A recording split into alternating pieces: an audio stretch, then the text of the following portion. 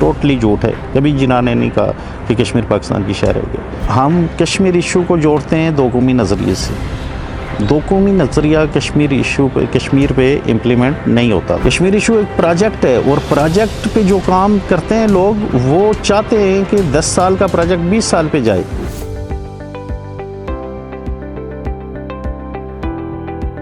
यहाँ के जो हिस्टोरियन हैं वो इस बात को भूल जाते हैं कि 47 में जो तकसीम हुई तो उससे पहले भी बरसगीर इंतज़ामी तौर पे दो हिस्सों में तकसीम था। एक हिस्सा ब्रिटिश इंडिया था, एक हिस्सा प्रिंसली स्टेट्स थी जो कि आज़ाद थी कमोबेश और ब्रिटिश के साथ उनके मायदात थे। तो कश्मीर भी उन प्रिंसली स्टेट में से एक था। जो सबसे पहली गलती हम कर रहे हैं कश्मीर इशू को समझने के लिए, हम कश्मीर इशू को जोड़ते हैं दो कौमी नज़रिए से। दो कौमी नज़रिया कश्मीर पे इम्प्लीमेंट नहीं होता था। ये वाज़िया पॉलिसी थी मुस्लिम लीग की। अलबत्ता इसमें कांग्रेस जो थी और नेहरू वो इसको उसी बुनियाद पे इसका सलूशन चाह रहे थे, दो कौमी नज़रिए की बुनियाद पे। मगर मुस्लिम लीग और जिना साहब हरगिज़ इसके मुखालिफ थे। और ये आप देख लें, जिना की स्टेटमेंट्स हैं, मुस्लिम लीग की पॉलिसी बयान है। तकरीबन ये 18 जो जून है उसको जिना साहब का एक स्टेटमेंट पाकिस्तान टाइम में छपी है, रिकॉर्ड पे है, मौजूद है। उससे पहले 15 जून को कांग्रेस ने एक करारदाद, एक रेजोल्यूशन पास की थी कि जो रियासतें हैं वो या तो हिंदुस्तान के साथ हलाक करें या पाकिस्तान के साथ। इसके रद्द-ए-अमल में जिना साहब ने एक प्रेस ब्रीफिंग दी थी जिसमें उन्होंने वाज़िया कहा था कि रियासतों पे जबर नहीं किया जा सकता कि वो हिंदुस्तान के साथ जाएं, वो पाकिस्तान के साथ जाएं। रियासतें चाहें तो आज़ाद रह सकती हैं, इंडिपेंडेंट रह सकती हैं और हमारे साथ मायदात कर सकती हैं। तो बुनियादी तौर पे मैं समझता हूँ कि कश्मीर इशू को अगर हम कायदे-आज़म जिना की पॉलिसी को लेके चलते तो आज ये इशू हल हुआ होता। हमने डेविएट किया मोहम्मद अली जिना की पॉलिसी से और वो आज हमें भुगत रहे हैं।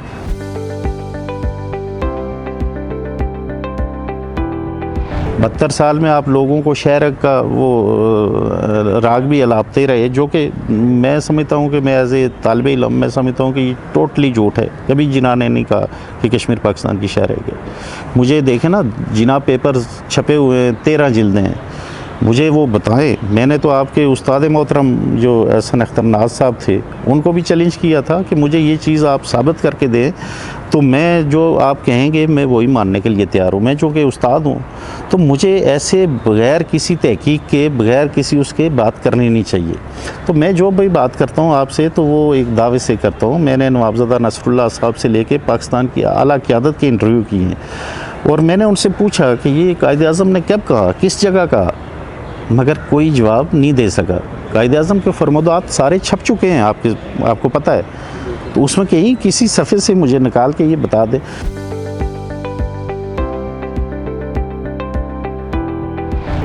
अब करंट जो सिचुएशन है 35A और 370 जो ख़त्म किया गया है, ये एक स्पेशल स्टेटस था इंडिया में, ठीक है। मगर उसको ज़ाहिर है मैं इसको पाकिस्तान की खारजा पॉलिसी की नाकामी कहूँगा। और पाकिस्तान कहीं तो अब ये अफवाहें हैं जी कि पाकिस्तान ऑन बोर्ड लिया है मोदी ने, इमरान खान ऑन बोर्ड था और ये सारा पता था सारा कुछ। और ये अमेरिका ने इन दोनों को बैठा के और ये कंसेंसस से ये मामला हुआ। अगर ये बात सही है तो मैं समझता हूँ कि ये बहुत ही खौफनाक बात है और ये इस तरह से कश्मीर कभी इशू हल नहीं होगा और ये पाकिस्तान के लिए भी मसाइल पैदा होंगे और ये पूरा ये रीजन है ये जो है ना बदअमनी का शिकार हो जाएगा। देखें, कश्मीर पहले तौर पे हमें ये समझना चाहिए कि कश्मीर है क्या। कश्मीर मुख्तलिफ़ रीजन्स पे मुख्तलिफ एक रियासत है।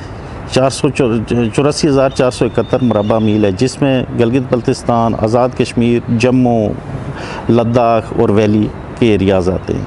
हम किसी भी हिस्से को एक करके ना अलहदा करके बयान नहीं कर सकते कि ये कश्मीर है। कश्मीर ये सारा रियासत है और जब ये इसका सलूशन होगा तो सारी रियासत का होगा। तो हमें चाहिए कि जो है ना हम पूरे कश्मीर की बात करें और कश्मीर की आज़ादी की बात करें। देखें, जहाँ तक पाकिस्तान की खारजा पॉलिसी की आपने बात की, तो ये जब 35 से ख़त्म हुआ, 370 ख़त्म हुआ, तो पाकिस्तान के वज़ीर ख़ारजा भी पाकिस्तान में ही बैठे रहे, इमरान खान भी पाकिस्तान में ही बैठे रहे, जबकि मोदी ने मुख्तलिफ 28 ममालिक के सरबराहों को फ़ोन किया, एतमाद में लिया और फिर जाके ये स्टेप लिया।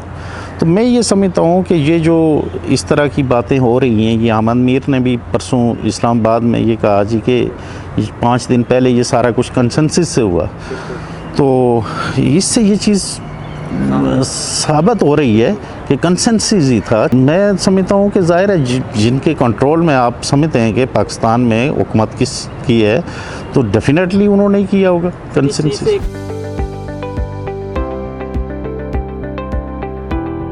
असल में ये बड़ा अच्छा क्वेश्चन किया आपने, बहुत ही अच्छा क्वेश्चन किया। और ये पॉलिसी साज है ना पाकिस्तान के और इंडिया के, तो ये 200% सही है कि वो कश्मीर इशू को हल नहीं करना चाहते, कश्मीर इशू को लंगरहान किया जा रहा है। मैं चूँकि सन ऑफ साइल हूँ, मैं कश्मीरी हूँ और मैं इस चीज़ को, मेरा सब्जेक्ट भी है, मैं इस चीज़ को समझता हूँ। दुनिया में कहीं भी कभी भी कोई इशू समझे बगैर सॉल्व नहीं हुआ, ठीक है। इशू को पहले समझना पड़ता है और फिर उसको हल की तरफ ले जाना पड़ता है। पाकिस्तान में मुझे 5-7 लोग हैं जो कश्मीर इशू को समझते हैं, ठीक है। उनमें कुछ साबिक प्रोफेसर हैं, प्रोफेसर मेहदी हसन है, आबद हसन मिंटो हैं, ठीक है। और इस तरह से तारक फारूक हैं जो है ना, जो अवामी वर्कर पार्टी के।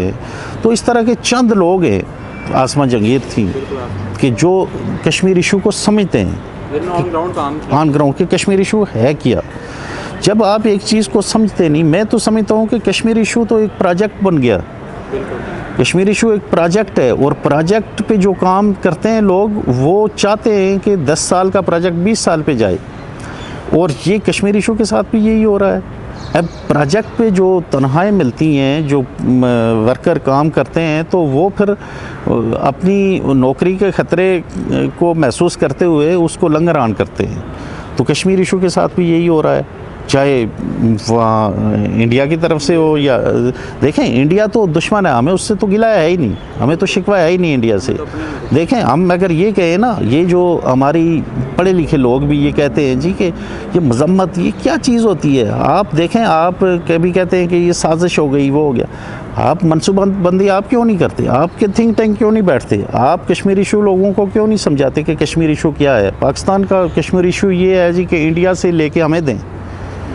दुनिया में कहीं भी ऐसा कोई मुल्क मुझे दुनिया में बता दें जो इस तरह से आज़ाद हुआ हो कि एक मुल्क से वो छुड़ा के दूसरे को दिया जाए। अब पाकिस्तान की जो कश्मीर पॉलिसी है वो यहाँ बंद ख़त्म हो जाती है। जब दुनिया में जाती है, दुनिया कहती है कि भाई हम इंडिया से लेके आपको कैसे दे सकते हैं। देखिए, अवाम तो आज़ादी चाहती है भाई, कहीं भी कोई दुनिया में। आज 2021 है, पढ़े लिखे लोग हैं, दुनिया, अल्लाह ने इंसान को आज़ाद पैदा किया, तो कोई भी मुल्क आज तक ना तारीख़ में ऐसा आया कि जो एक मुल्क से आज़ादी लेके दूसरे में चला जाए। कोई हुआ हो तो फिर तो पॉसिबिलिटी बनती है। तो डेफिनेटली ज़ाहिर है जो है ना, कश्मीर के जो है ना वो आज़ादी के लिए जंग लड़ रहे हैं, और उसमें जो है ना, देखें कश्मीर की आज़ादी के लिए तो जो सिंबल है आज़ादी का, मकबूल भट्ट शहीद, जो 11 फरवरी है जिसकी, 5 फरवरी तो देखें कोई हिस्टोरिकल डे है नहीं, 11 फरवरी हिस्टोरिकल डे है। आप देखें ना, अगर इस तरह से जो है ना चीज़ों को आप कश्मीर की तारीख़ को मसख करें, तो मैं ये समझता हूँ कि ये बहुत बड़ी ज़्यादती है। असल दिन है, आपने बनाना है तो जो पूरी दुनिया में कश्मीरी बनाते हैं, वो मकबूल भट्ट की शहादत बनाते हैं, जिसको इंडिया ने फांसी दी है, और आज उसकी कब्र भी जो है ना ताहर जेल में है।